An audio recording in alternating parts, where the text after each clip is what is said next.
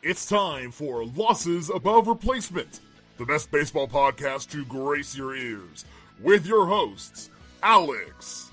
Gosh, I have so many questions. Also, where's my car? Splash. Strive to love something as much as my grandmother loves buying new crock pots. And Mac. If you've ever been to Boston, you know that they have amazing ice cream. Coming to you from coast to coast, it's L.A.R. Good evening, everyone, and welcome to Losses Above Replacement, the greatest baseball podcast to grace your ears. I'm today's host, Mathias Kurosaki, and with me, as always, we have our own breakout stars over here, Alex Clark and Ryan Splash Potts. Gentlemen, first things first, as we begin every show, how are you doing on this fine Wednesday evening, late night recording? Late night recording is always a fun time. I'm doing fantastic. I was at the Mariners win today over the Astros, the Randy Arozarena game, as I'm going to be calling this one here, with his grand slam and the walk-off walk. 5 RBIs for the man. I better be seeing a moment for this, and that will be the show for the next drops here. He needs to be one of the players involved in that, because that was a beautiful effort. He had 2 hits, both of them are extra base hits, and the walk. Absolutely fun. I will also say I cannot wait for my next time to host, because I've just came up with a great way to refer to you both. I'm going to describe watching the Braves briefly. If you're a woman, please skip ahead. Men, I want you to pretend you're standing up, you spread your legs a little bit, and you get Cristiano Ronaldo to just punt your crotch. That's what it feels like watching this organization flail. And the funny thing is, today was actually one of their better performances in a loss. They did lose to the Phillies. They blew a lead. You throw a middle fastball to Bryce Harper. Surely, That's a great pitch selection. It's a great idea. Fantastic. Great idea. And then Iglesias allows a homer to Turner in the 9th. You get 2 guys on to the bottom of the 9th. You can't cash in. So tough scenes. So yeah, wear your cups. You know, I decided to look it up because obviously Bryce Harper has destroyed the National League East for his career. He has hit 39 home runs against the Mets in his career. And, of course, the one team he's hit more against are the Braves. Today he hit his 45th against the Braves. But the number I'm keeping an eye on, Willie Stargell at 61 home runs against the Mets in his career. Bryce Harper, I believe, has, including this year, he has not faced the Mets. So he has 7 more years of facing the Mets. Could he break that record? I don't know. But yeah, Bryce Harper, he's just a machine, it feels Absolutely. like. He was the chosen one, and yeah, he's pretty good at baseball. But other than that, the Mets played kind of poorly today, but in general, they've been playing well. So been fun watching that. They won 6 in a row leading up to today. So yeah, that was a great homestand. Did you hear the news that they were talking about where the winning streak started with, like, I think it was the Rizzler throwing out a first pitch, and then they were about ready to, if they surpassed the Grimace streak, they were going to dedicate a seat to the Rizzler. You know, I regret to inform you that was a fake account that tweeted that. Good. I'm so glad to hear that.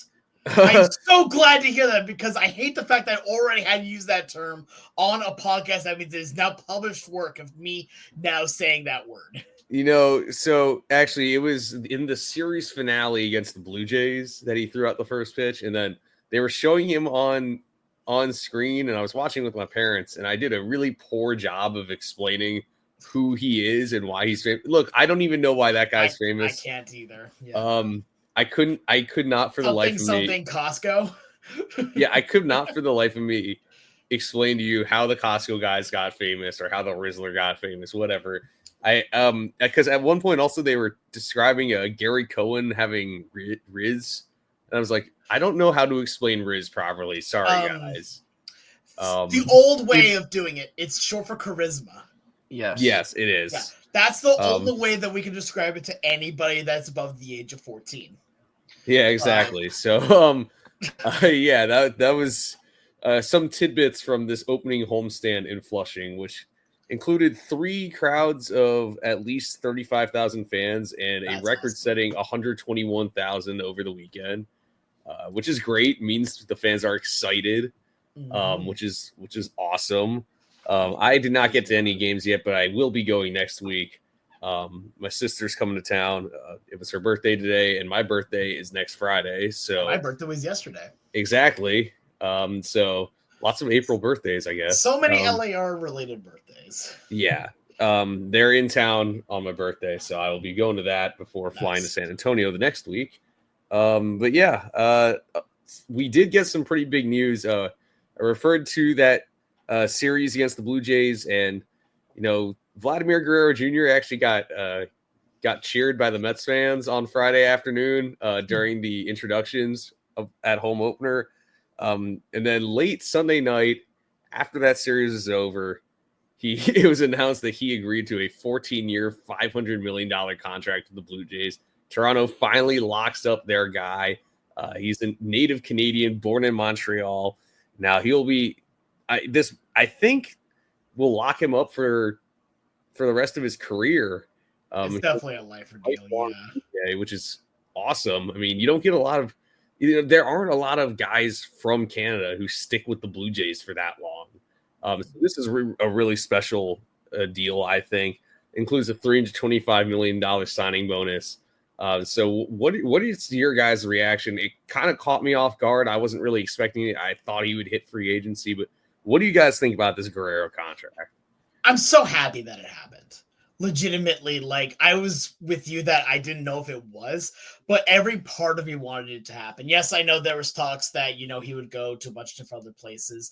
But this, I mean, Splash, you honestly said it best during your rant the other week here, saying that, moment to ourself rant, not actual rant. You know what I mean? Respectfully. And this is a move that is a win-win for every side. When you are the Blue Jays right now, you have had years of getting told no from players outside of your organization, even if you're inside the organization. This is a guy that has been, now here's a guy, this is a man who has been part of your franchise since he started. This man has legitimately has Canadian blood here, born in Montreal. Again, the son of Vladimir Guerrero Sr., who, again, played for the Expos there, too. You cannot get any more homegrown star than that. He is the definition of the homegrown star, and everyone at this point really did just want him to stay there to continue to be the legacy that is the homegrown star that played his career in Canada. And you know what? That's what we're going to be getting. That's what we're all going to be seeing here. And everyone is wondering, are the Blue Jays really going to lose out on their guy? Like, people say, oh, Shohei was their guy, or all these other people were their guy. No.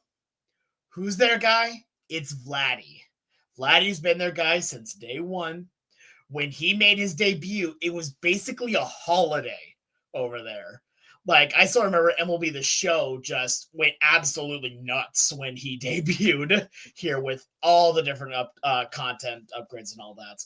But regardless of that fact, I'm so happy he's going to be now with Toronto for more than likely the rest of his playing career. He deserves it. The city of Toronto and the entire country of Canada deserves it. I said it just a couple weeks ago, as Alex mentioned, that this is the exact player you sign the big extension to. And listen, I'm not going to hear he's a first baseman or he's, overweight or the conditioning issues. I'm just not going to entertain that. I do not care. I simply do not care. He doesn't have to. It's not like he's running a marathon every time he plays the game of baseball. And he is one of the most durable players in the sport. Since he debuted in April of 2019, he's fourth in games played. He's fourth in plate appearances. He's 12th in home runs, 20th in runs scored, top 10 in RBI, top 30 in ISO, top 15 in batting average, if you care about that, top 20 in on base, top 20 in slugging, top 15 in WOBA, top 10 in WRC+. He is as good as it gets. In the history of Major League Baseball, all 23,000 some odd players, there are 18 players in the history of the sport that have as many home runs and as many hits through their age 25 season as Vladimir Guerrero Jr. 9 Hall of Famers. The 8 players that are not in the Hall of Fame: Miguel Cabrera, who will be in very quickly. Bryce Harper, active. Andrew Jones, who should be in the Hall of Fame. Manny Machado is active. Albert Pujols will be in a couple years. Alex Rodriguez, we know why he's not in. Juan Soto, he's pretty good. He just got a $700 million deal. And Mike Trout, he signed a $400 million deal like 5 years ago. It is an absurd group of players that he is with. It is an absurd group of players that, like, these are the contemporaries. The worst player in the group is Orlando Cepeda. He's a Hall of Famer, 50 WAR player, won an MVP. The worst hitter in the group is Andrew Jones, a player who hit 434 home runs, a 112 OPS plus, and obviously the Gold Gloves. But the worst hitter in the group is Andrew Jones. You have all-timers all across the board, but I think the most apt comparison is Miguel Cabrera. Did Miguel Cabrera add any defensive value really at any point in his career? No. So if you're saying, Vlad, you're going to be a first baseman for the first 8 years of your deal. You're going to be a first baseman through, say, 2033 or 2034, and then you're going to DH for us. That's great. And before I finish, I want a hypothetical. If you went to the Red Sox in 2003 and you laid out everything that was going to happen in David Ortiz's career with the Red Sox, 03 to 16, there was 14 seasons, the same length as Vladdy's contract. How much do you think the Red Sox would pay for that? So real quick, with like inflated, like yes, like in today dollars. Honestly, that's probably a $500 million deal. Okay. Like, I mean, I don't. Yeah, I think it's gonna be very similar so. to like what the Vladdy would be, because at least with Soto, like it's just a whole other breed. Mm-hmm. But with Ortiz, I mean, like Ortiz is a half step above Guerrero. Like the rate stat. Well, he's a 148 OPS plus. Right. So he's in the cut above Vladdy. Yeah. I would argue Vladdy's a little bit probably closer to that than his like career average, because you're taking like 2019, 2020. So I would, the more like 21 to 24, that's I think is the real Vladdy. But this is the guy you bank on. He's a potential 80 grade hit tool guy. He's not just a power only guy. This isn't a Chris Davis contract. And the way this goes wrong is like, I'm not even going to speak that into existence. Please. Yeah. So gambling suspension, hopefully that doesn't happen. Yeah. But this is exactly the player you extend.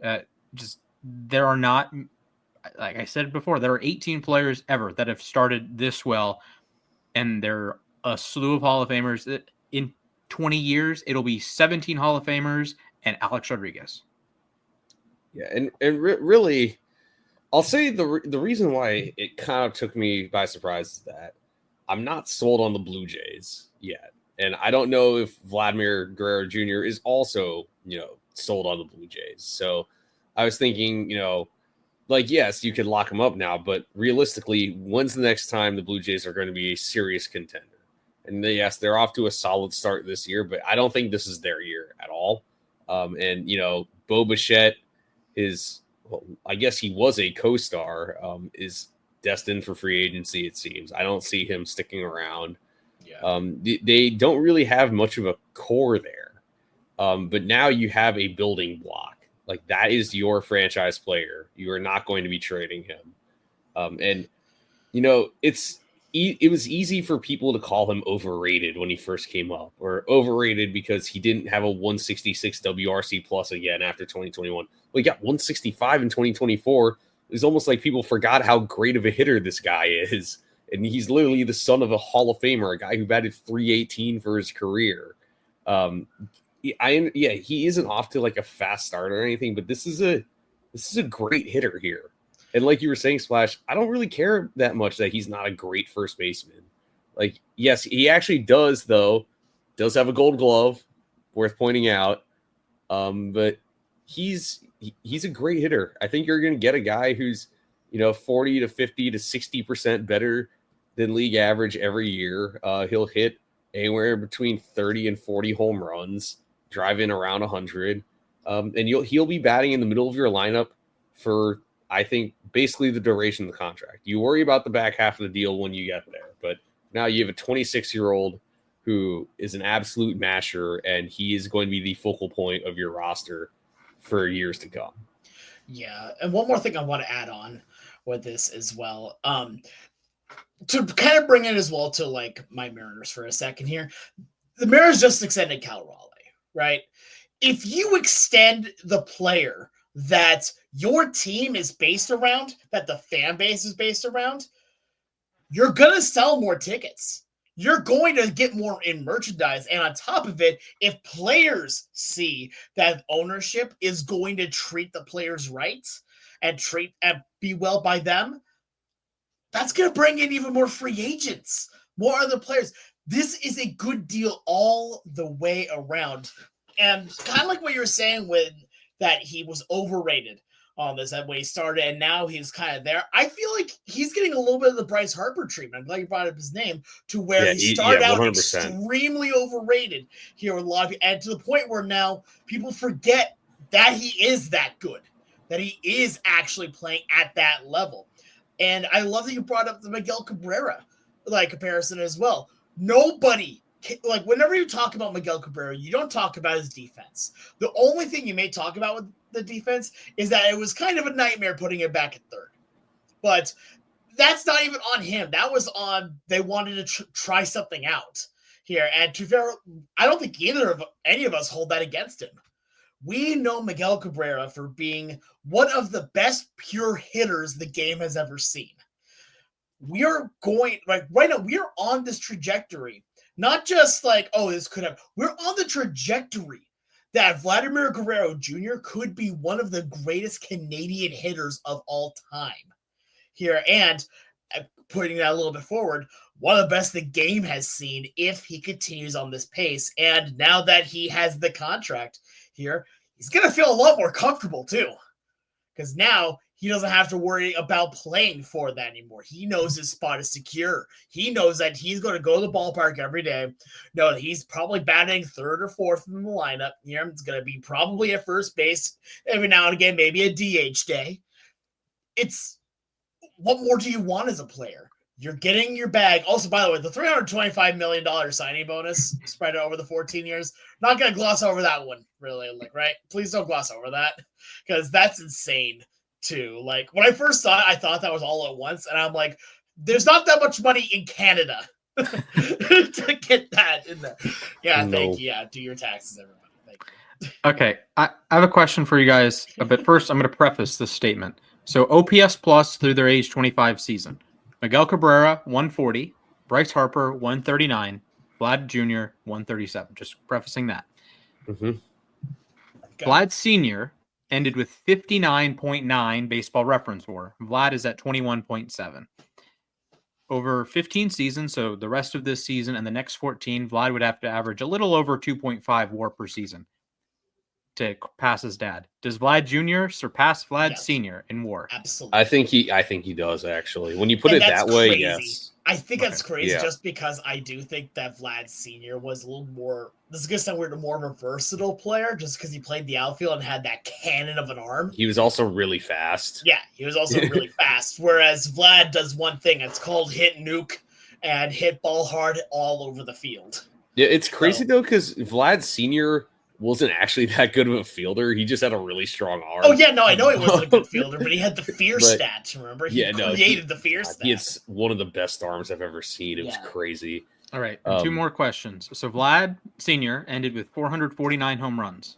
Does Vlad Jr. retire with more or fewer than 449? Hang on. I have to... I can do the math on that if you'd like. Please do. He's 289 here. So he's 289 behind his dad. And he's under contract for 15 more seasons. 20 per season for 15 years. Easy. I think he does then, yeah. Because I think that especially for the next few seasons, he's going to probably be surpassing 30 and close to 40. Okay. So to get to 500 home runs, he has to average 23 home runs for the rest of the contract. But he'll do that. I think he can. Because especially with how you brought it up earlier, where it's going to be playing first base for the next, decade probably, and then moving to a full-time DH role to make sure he stays healthy. Mm-hmm. I think that time right there is going to be what solidifies it. Okay. To pass his dad in career hits, he needs 112 per season for the rest of the contract. Yeah. I think that's the easiest one. Yeah. Yeah, no, I'll agree with that. Yeah, That one's, I think, just like health dependent. If he Yeah, plays 100% like if he health plays dependent. 120 games a year, he has that. Yeah. To get to 3,000 hits. Now, keep in mind, Vlad's not even Vlad Jr. is not at 1,000 yet, so grain of salt. Okay. He would have to average 139 hits per season for the next 15 seasons. No. Oof. I'm gonna go no on this one too. Yeah, just because that's such I a think big he has one, the and potential to be able to do it. I think Yeah. that I would Okay. be surprised if he did, but at the same time, I wouldn't be like overly surprised because I think he has the ability as a hitter to do it. But like you said, it's health dependent, Mhm. and also it means that he's going to need to keep coming up to bat, and people aren't going to be. He's got to avoid people just pitching around him. Well, Okay. and I think that's going to be one of the other issues here is that we brought up that the Blue Jays overall really aren't in a contending window at the moment. Here, you have Bo Bichette right now, who more than likely, I think there's a very real chance he gets traded at the deadline. I think he either gets traded or he walks. Exactly, yeah. And you don't have a whole lot of other amazing pieces there. So at that point now, a lot of pitchers are probably going to pitch around him because they're not going to be as worried about everyone else in the lineup here. So I do feel like trying to get to that level, because like what you brought up even like with surpassing Vladdy Sr. in hits, I hesitated because of that kind of thought process. Okay. Because for the first few years, he's probably not going to see too many like at-bats where he's going to get many good pitches to hit. I have some pushback, actually. This Blue Jays roster is really, I'm going to say built in air quotes, built to contend right now. And they have a lot of money coming off the books this year. You have like over $100 million, I believe, just coming off the books this year in players you're probably not re-signing. Like Max Scherzer is probably not going to be a Blue Jay next season. That's over $15 million. So that's one. Two, this is a team with a top 5 payroll in the sport.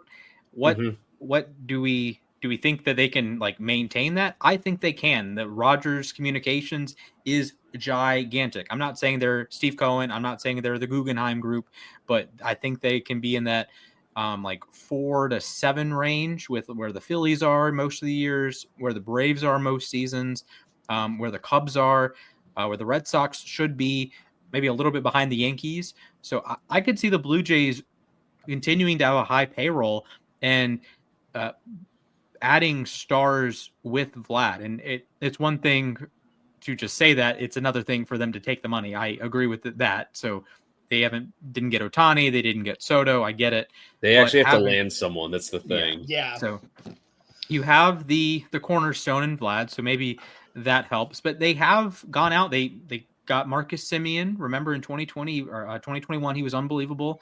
You got George Springer for better or for worse. You got Kevin Gausman for better or for worse. You have added pieces that I think are good secondary pieces to a potential championship organization. I think you need to add a second star with Vlad. So if we're going to use Miguel Cabrera as an example, you add the Prince Fielder. So you have Fielder and Cabrera, right? So you're the Blue Jays. You add Kyle Tucker, maybe. Or Kyle, that would be a lot of fun. But I don't know. I don't think it happens, but it's something. Like you add a 4 or 5 win player, and you have your 2 stars. And I think Toronto has shown their ability to increase along the margins. Andres Jimenez is hitting for power now. Alan Rodin is a competent outfielder. Dalton Varsho continues to be one of the best defensive players in the sport, even if his power is kind of hit or miss, or his contact ability is hit or miss sometimes.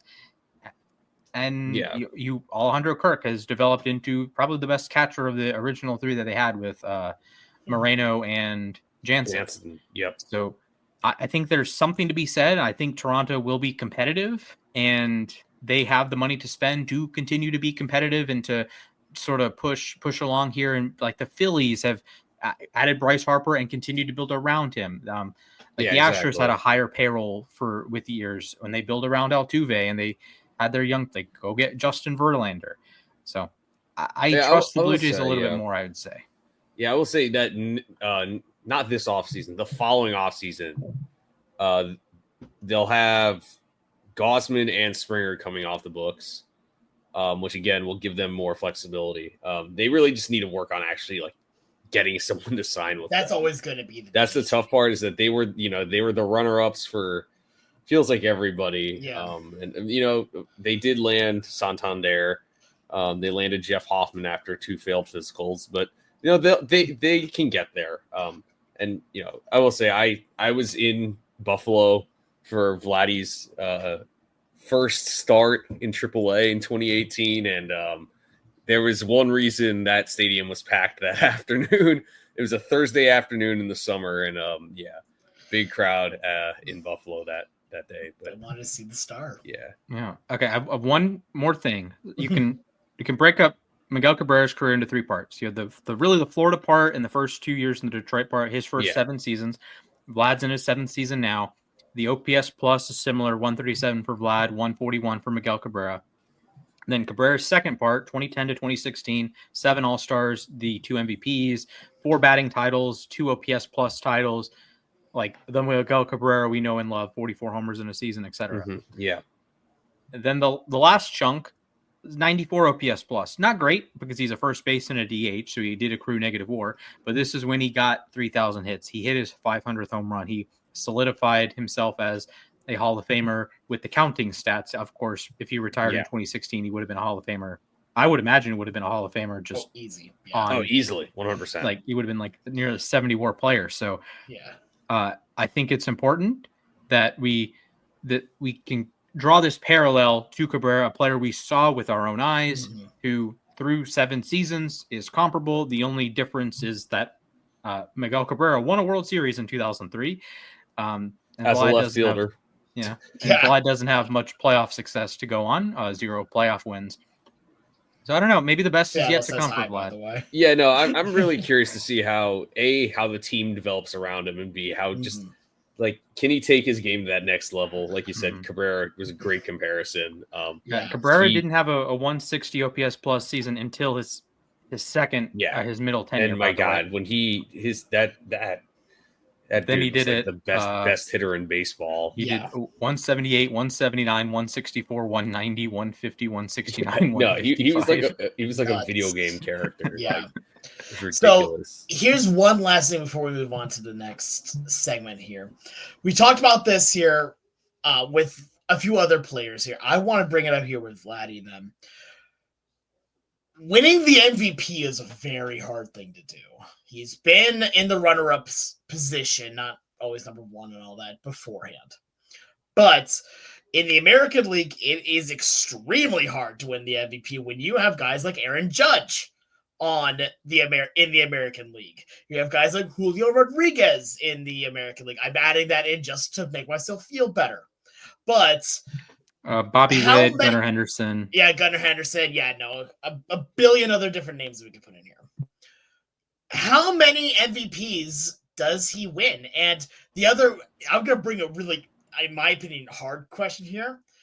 Does he even need to win an MVP for this contract to be successful?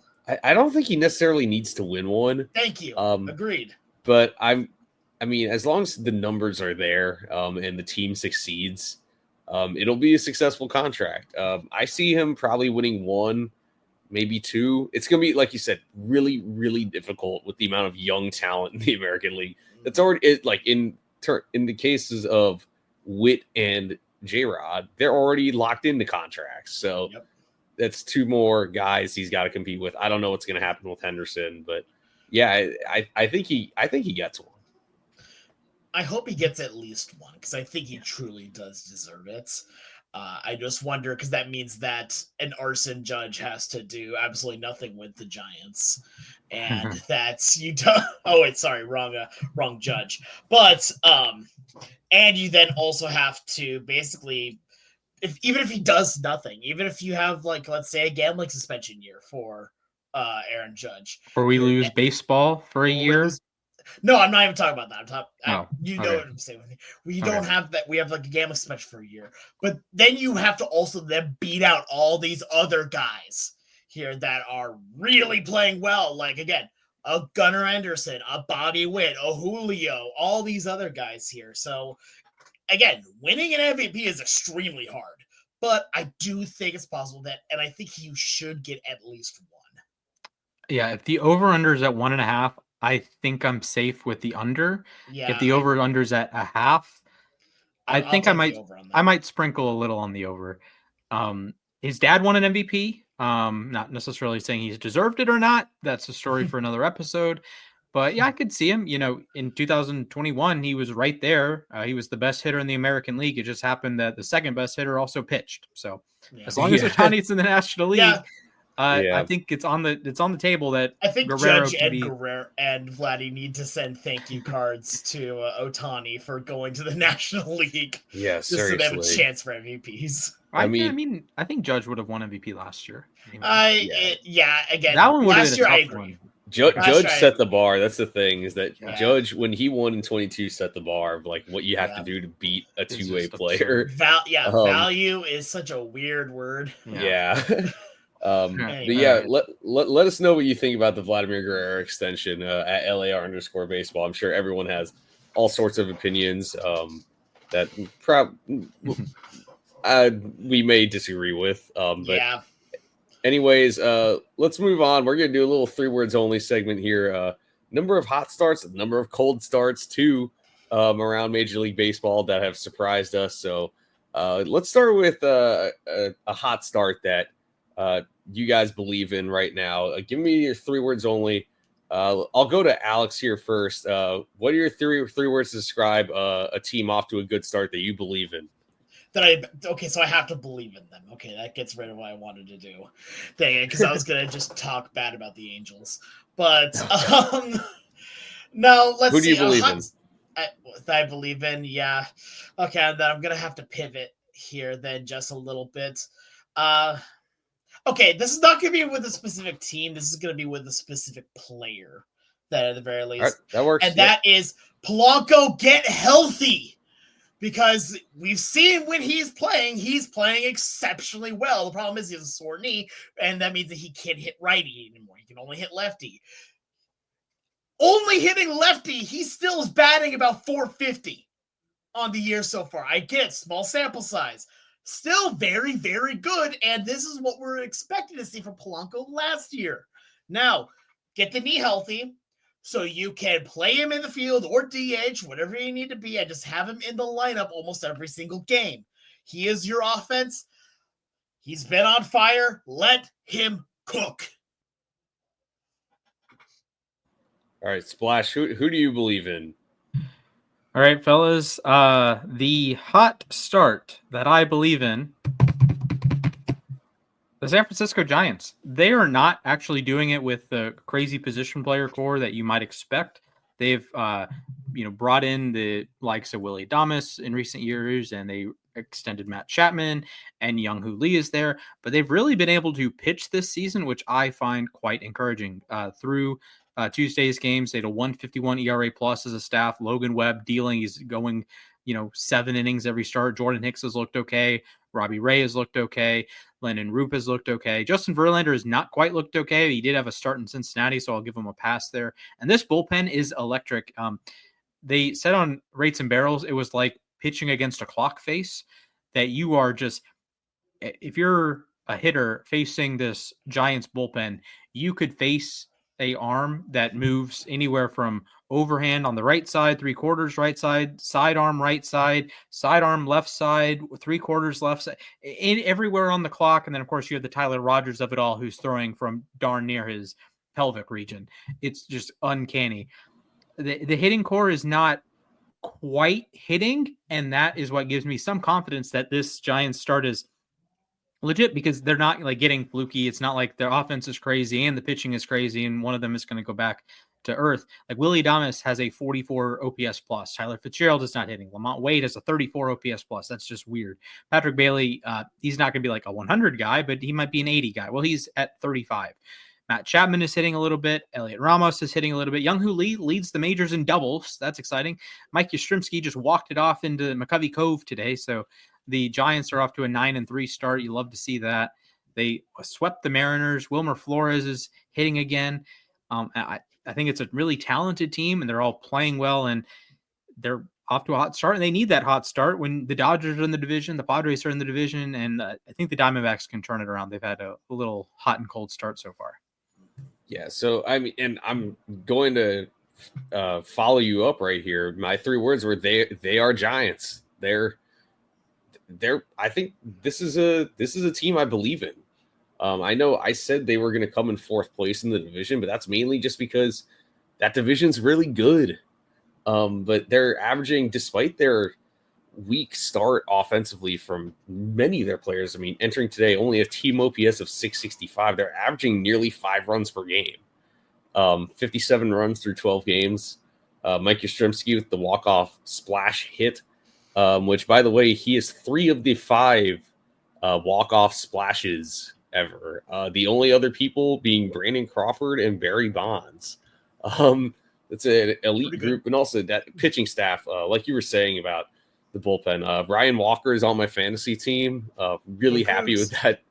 Really happy with that selection. He is nasty. I mean, he delivers from the extreme third base side, but he whips it in like 98 miles per hour with wiffle ball movement, and he has that crazy slider. Camilo Doval is almost looking like Camilo Doval a little bit.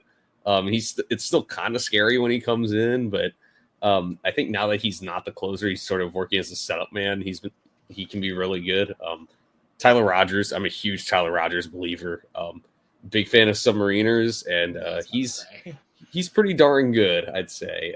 And I think the pitching staff, Logan Webb is legit. I think Justin Verlander can still put together about an average season.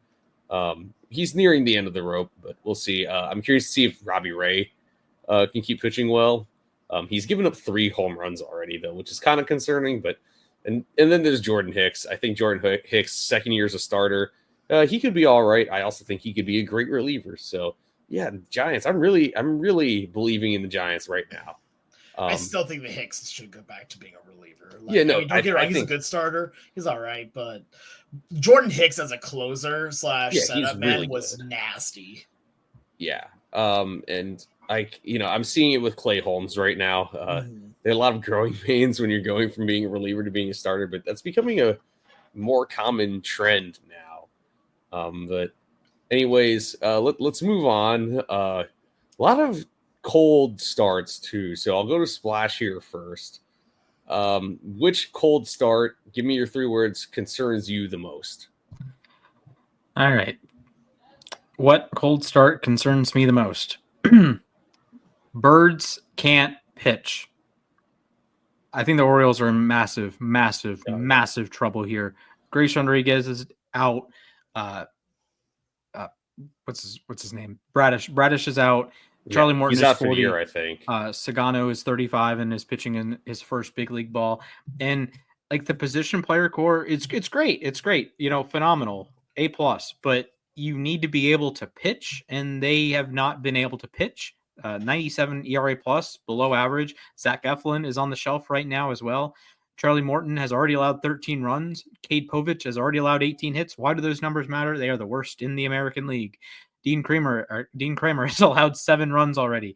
It is not good. They have a whip as a team of 1.340. That is you're not doing much there. Felix Bautista is not going to get many save opportunities when you're doing that. And the hitting core has been, fine, a 107 OPS plus. Rutschman's over 120, Mountcastle's over 120, Westberg's over 120. That's all fine. And Dandy Holiday's been fine. Cedric Mullins has been cooking.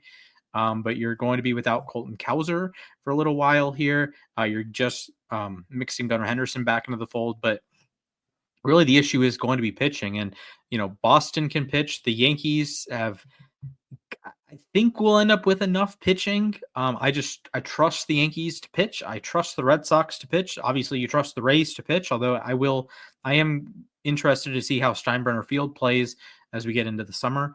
And they play a lot of road games in the summer to avoid playing outdoors in Florida. And Toronto is off to a better start than Baltimore. I don't know how long that maintains, but I have my concerns with the Orioles. Yeah, and I'm going to echo you. That wasn't the team I was planning on talking about. But I came into the year with concerns about the Orioles. They look even shakier than I thought. So yeah, the Orioles, they just, I think they didn't attack the offseason in the right way. They didn't spend enough to replace Anthony Santander. They definitely didn't spend enough to or spend properly to replace Corbin Burns. And now with even more injuries. Hey, they tried. I mean, look, 4 Zach for Eflin, 180.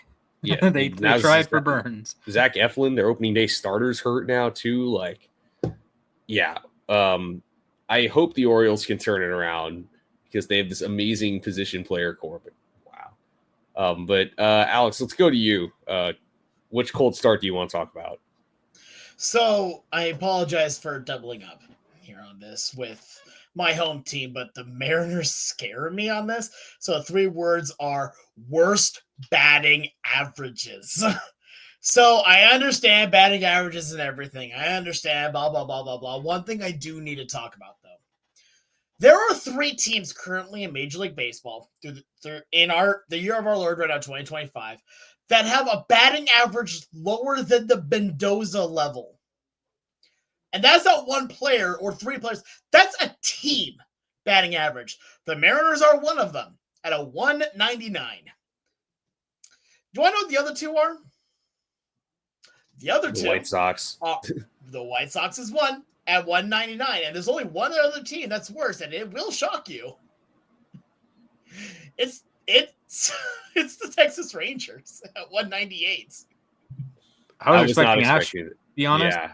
They have the 69 OPS plus. That's not nice. Nice. Yeah, no, it's not. But that's the thing right now is that Seattle going into this year knew that it was going to be reliant on their pitching. And so far, that's been holding very true. You didn't know, like the offense looked a lot better during spring training, yes.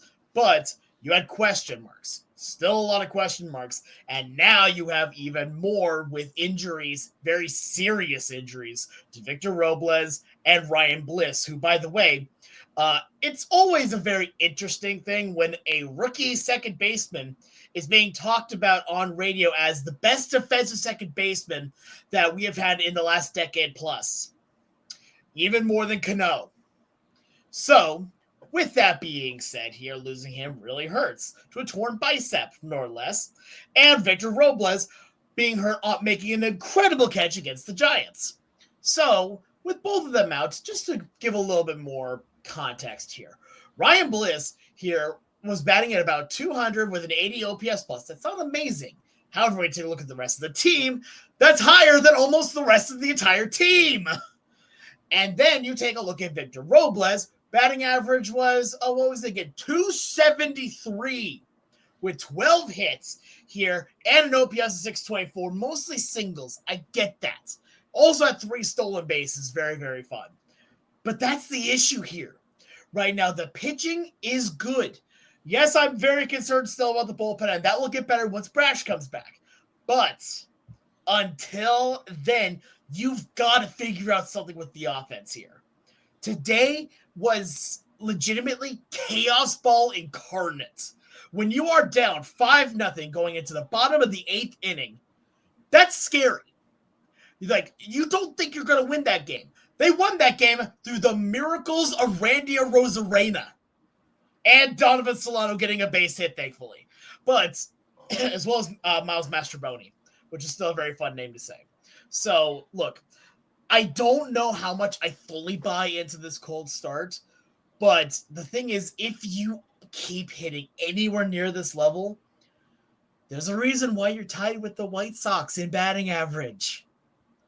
Yeah, obviously, like you were saying, I always believed in the Mariners pitching staff. The offense was questionable coming into the season.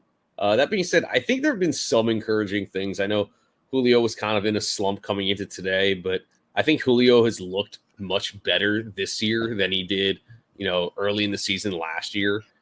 He's having one of his best Aprils, despite having a batting average that's very low. Exactly. And I think Cal has started to take better at-bats lately. So, I think they're going to come out of it. There's just I'm not saying they're going to be like a top 5 offense in baseball or anything, but I think they can be middle of the pack. If they can be middle of the pack, this team can win. They'll be fine. Yeah. Yeah, this team will win. The problem is, it's kind of funny. I've always made jokes about the Angels here. That it doesn't matter if you score 10,000 runs, if you give up 10,001. It's the inverse with Seattle. It doesn't matter if you give up only 1 run if you score 0. Yeah, pretty much. So I'm going in a different direction though. I definitely share your guys' concerns about the teams you talked about, but my 3 words are deep fried Twinkies. My God, I I don't know what else to say about the Minnesota Twins. I feel bad for Twins fans. Seriously, last year they were 70-53 in the middle of August, and they went 12-27 the rest of the year. They went from firmly in wild card position to completely missing. And this year they won today. They beat the Royals today 4-0, but they are off to a 4-8 start. So dating back to the middle of last August, they are 16-35. The only team with a lower win percentage and fewer wins than them in that stretch are the Chicago White Sox. This has just been a disastrous start to the year. And you look at the numbers, you have Willie Castro at a 122. This is coming into today. So coming into Wednesday night's games, Willie Castro with a 122 OPS plus, Harrison Bader at a 169, Matt Wallner at a 151. Their team OPS coming into today was 578. It's a 67 OPS plus. Just to point out some real awful starts. Carlos Correa, 434 OPS. Jose Miranda, 406. Byron Buxton, 502. Ryan Jeffers, 535. These are all guys that you expect to contribute. Edouard Julien, 499. Their pitching staff, Pablo Lopez got hurt. He was easily their best pitcher. Griffin Jax has a 7.36 ERA so far. He's already given up 2 homers in 3 2/3 innings. I mean, that's a guy you expect to be your primary setup man. Maybe even get some closer reps. I mean, he allowed 4 homers all of last year. He's already allowed 2 in his first 4 appearances. So I have a number of concerns about the Twins. They have the talent to dig themselves out of it, but I just don't know if they're going to do it. I don't. If you're out there in the Twin Cities, I do not blame you if you're hitting the panic button already, especially after the way they tripped and fell at the end of last season. So, anyways, let us know what you guys think. Do you believe in your team's hot or cold start? Let us know at LAR_baseball on Twitter and Instagram. But also, for anyways, the YouTube viewers, say hi to Gigi. And yes, of course, say hi to Gigi. Hi, Gigi. Anyways, it's time for everyone's favorite segment of every week. That's trivia. And this week, Mr. Splashman has that. So, Ryan, take it away. Hello, friends. So we had some somber news in the baseball community the last couple of days. Octavio Dotel, stalwart reliever, passed away after a night at the nightclub. So first off, prayers to his family, condolences to his family, the baseball community at large. Rest in power, friend. Yep, a champion on and off the field, touched a lot of fan bases. And today our trivia is remembering the teams that Octavio Dotel played for. So he suited up for a whopping 13 MLB teams across 15 seasons.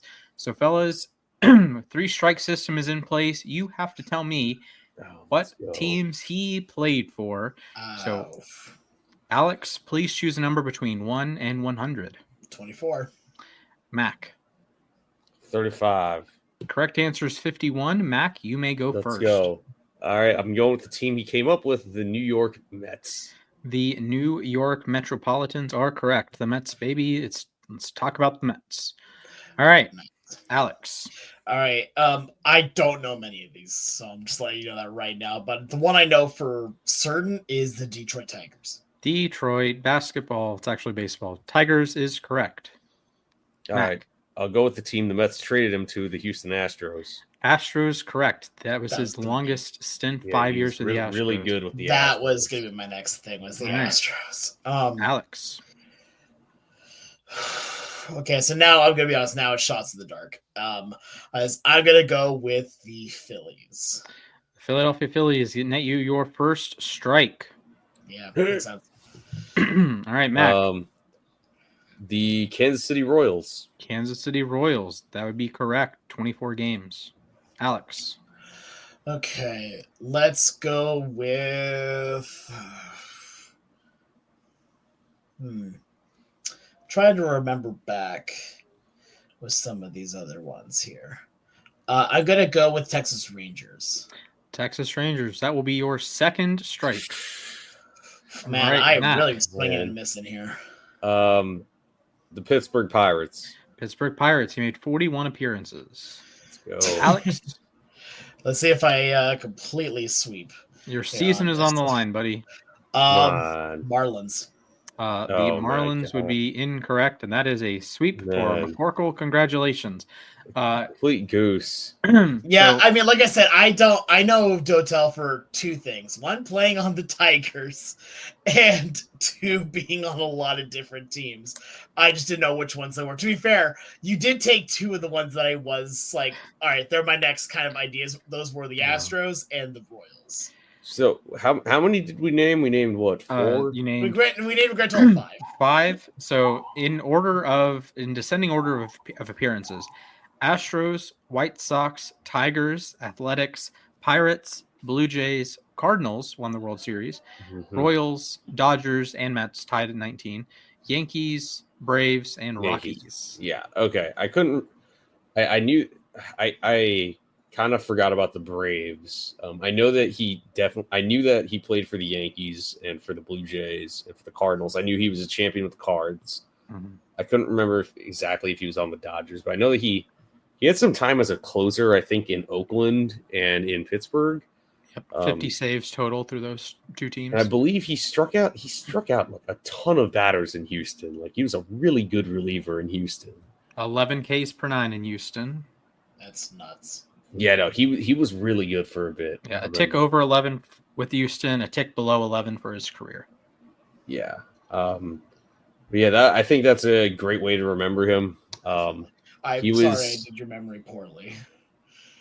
He was a legend around the game. And I remember someone posted yesterday that when Edwin Jackson broke his record for most teams played for, he said, well, if you get released, it's cheating. He's been released 3 times, so he cheated. Yeah, he had a 3-WAR reliever season in 2001 and a 4.2 reliever season in 2002. So high volume and really, really good. No, Mets fans remember him. They traded him to get Mike Hampton, which obviously then Hampton walked after the season, and the Mets got David Wright.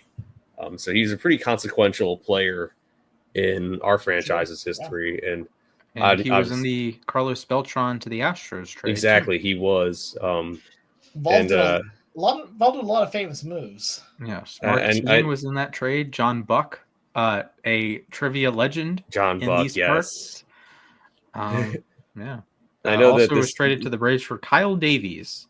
Yeah, I know this is going to make Splash cringe, but he was the winning pitcher in the Grand Slam single game. I know that I believe he had a sacrifice bunt in that rally. My brother has that whole rally saved in iTunes somewhere. And he was Edwin Jackson he was traded with Edwin Jackson. Dotel and Jackson were traded with. Yes. Cardinals, right? Yes. For Colby Rasmus? Yes. The greatest postseason hitter you've never heard of, Colby Rasmus. Yeah. On pace for 72 home runs in 162. Oh, yeah. No, he was, yeah. All right. Well, that'll wrap us up for trivia. Splash. Rest in peace, Octavio Dotel. Yeah, for sure. And of course to Tony Blanco and Nelson Cruz's family. Yeah. But anyways, it's time to end the show with the way we end every show, which is with the moment to ourselves. 60 seconds or so to talk about whatever's on your mind. It doesn't need to be baseball related or sports related, but who here wants to go first? Alex, I saw your hand go up first, so you're going to lead us off. Sounds good. Someone give me a countdown. All right. Your timer starts in 3, 2, 1, go. I don't talk badly about Seattle very often here, and this is not talking bad about the team. This is something that I want rectified. It won't happen, but I want it rectified. Bring back Macklemore. I do not care about Louie Louie. Look, I get why Louie Louie is important. I get the history here with Seattle, but I'm gonna be honest here. It's really dated.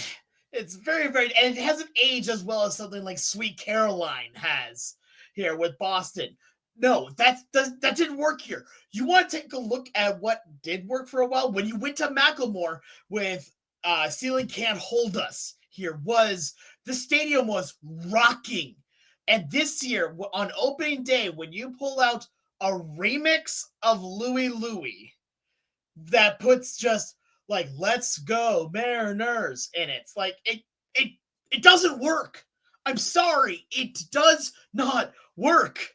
I legitimately just go back to Macklemore or choose something completely different. But this is something that does, like, it honestly irritates me because it's a lack of listening to everybody on this. If you just went back to normal Louie Louie, I would understand, because there you have a subset of the fans that really liked it and really didn't want it to go. But you went with a remix of it that honestly sounds horrid. I'm sorry, it does not sound good here. So either bring back the original full time or Macklemore or something new. Please and thank you. Remix of Louie Louie just feels weird. Look, here's the thing. It feels wrong because it is wrong, Mac. I mean, it's crazy because they were talking about it on the SNY telecast the other day, how the Mets have been playing Lazy Mary by Lou Monte for feels like forever during after they play Take Me Out to the Ball Game at the 7th inning stretch. So yeah, I know every team, like, both Texas teams played deep in the heart of Texas during the 7th inning stretch, or for the Orioles, it's Thank God I'm a Country Boy. Like, yeah, please make it something that fans like, Like, here's the thing, Macklemore made perfect sense. He's from Seattle, guy. yeah.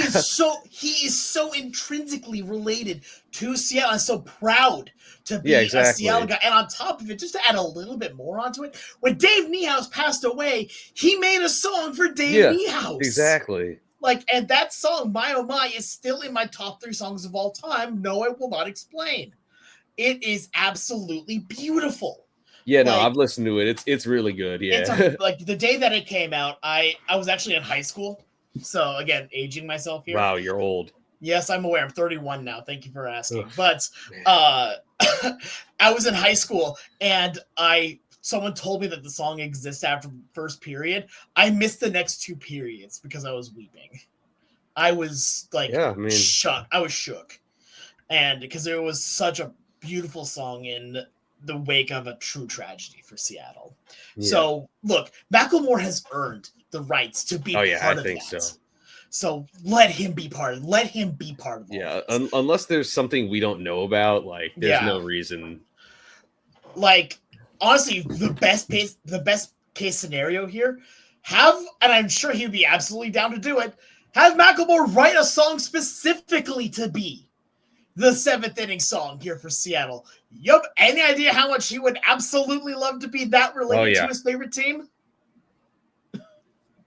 Anyway, rant over.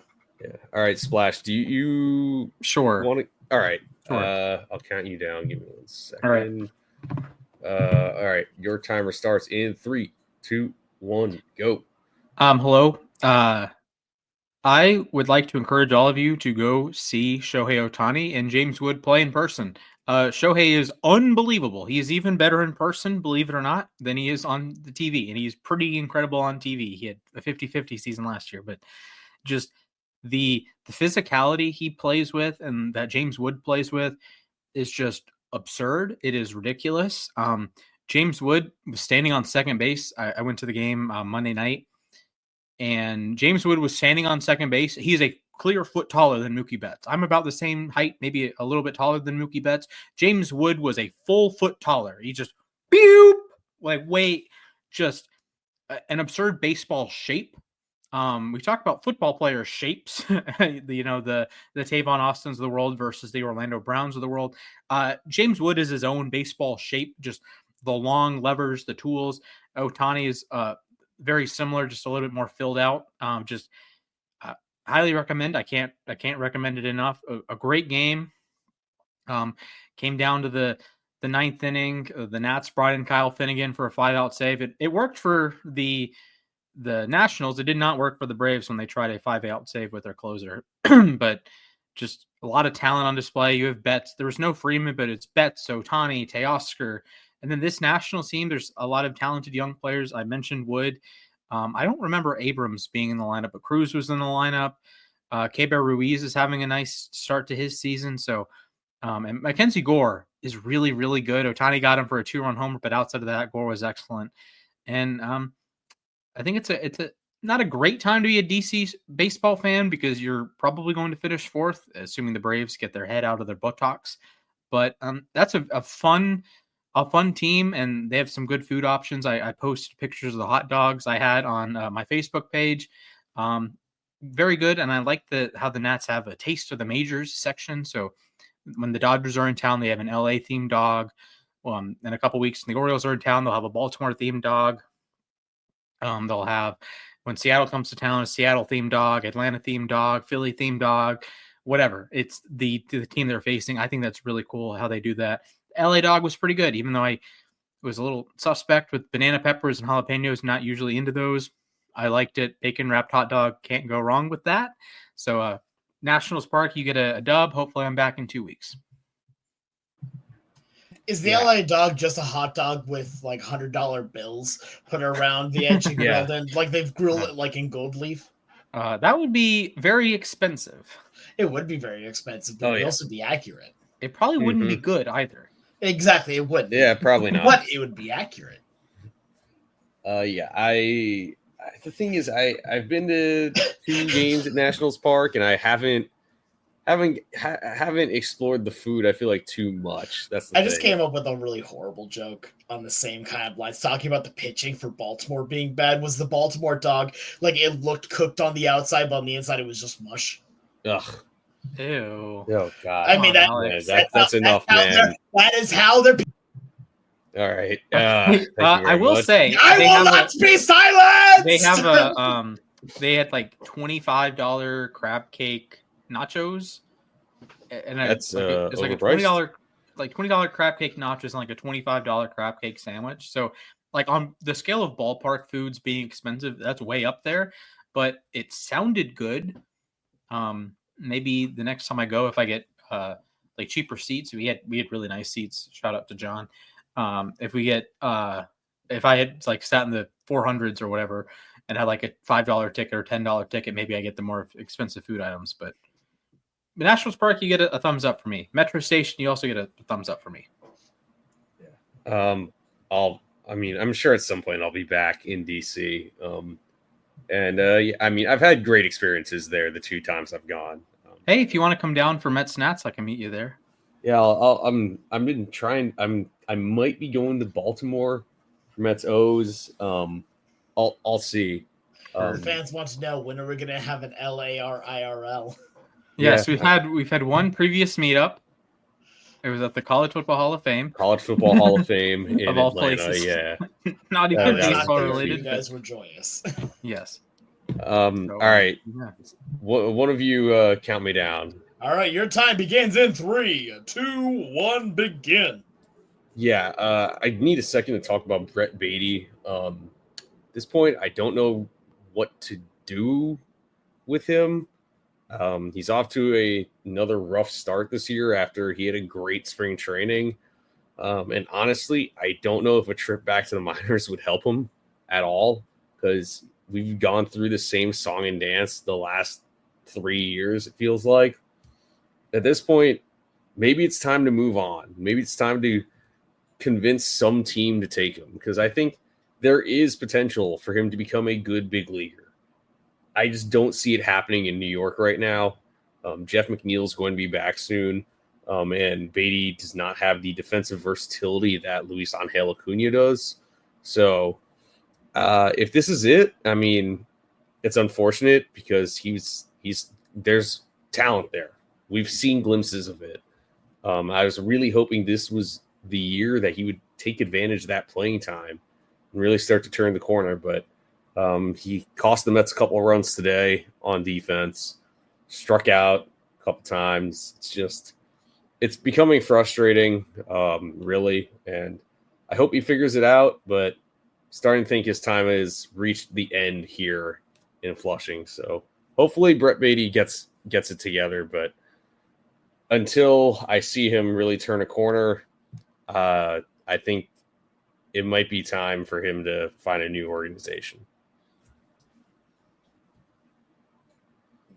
Yeah, like really a classic like quad A type player. Yeah, it's unfortunate, really, because I keep thinking like if he goes to, he definitely seems like the type of guy. If he goes to like the Dodgers or something, they're going to turn him into a star, or like a Max Muncy type, Which Max Muncy? You got to specify. We have to. The one that swings left-handed.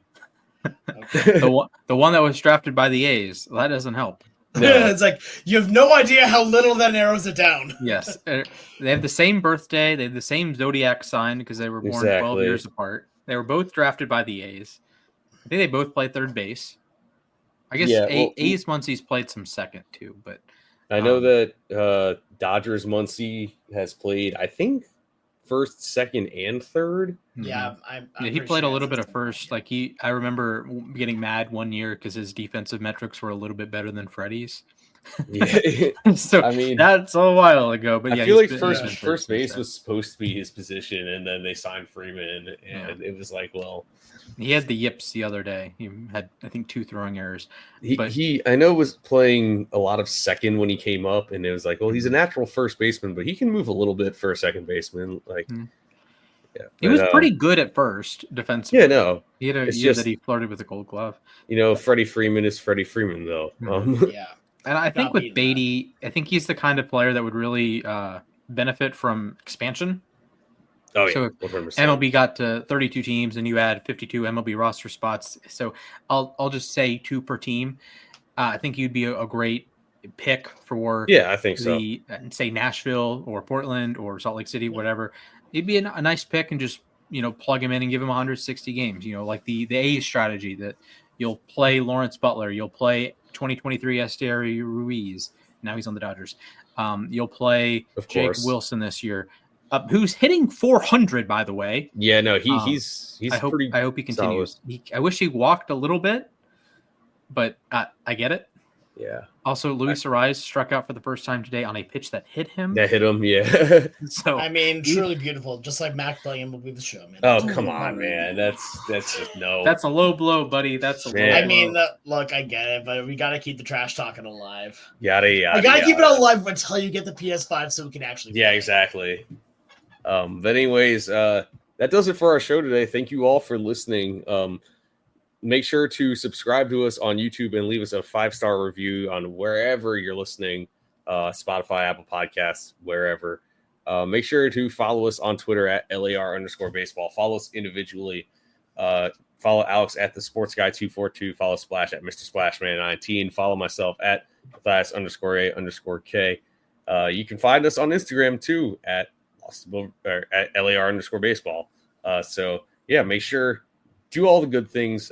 We are firmly in baseball season, so you'll be getting tons of content from us, good or bad for your team. It doesn't matter. You'll be seeing it. But anyways, thank you all for listening. Content is content. Exactly. Content is content. Kent, Con. It's right there. Hey, we I don't remember if we hit it like in the intermediary, but we are over 1 million views on YouTube. Exactly. We are over 1 million views on YouTube. So exactly. Any progress is good progress. Yes, sir. Amen. Anyways, thank you all for listening. Stay safe, and I hope to see you all real soon.